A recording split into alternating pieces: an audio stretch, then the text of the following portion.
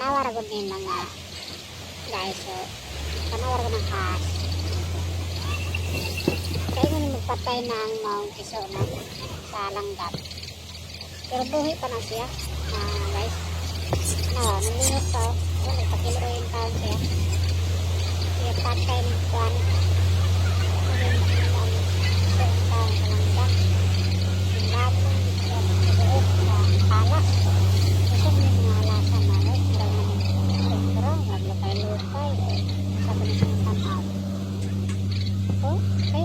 Baliw-liw selawat para us-us ang mga kain. Kaya pag napunting ito sa isa.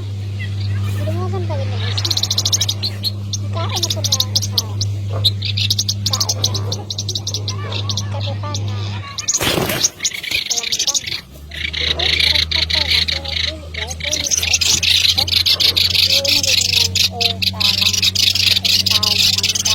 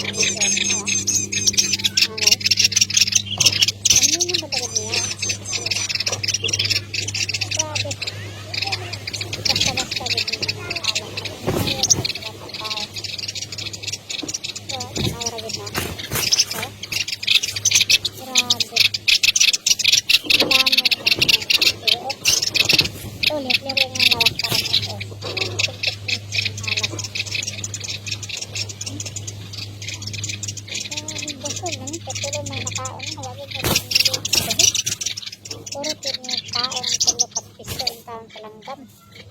Ano nga nagbati yung sa unahan namin pag maabot, pag balik ay usog na ang halas. Tanawara pastilan.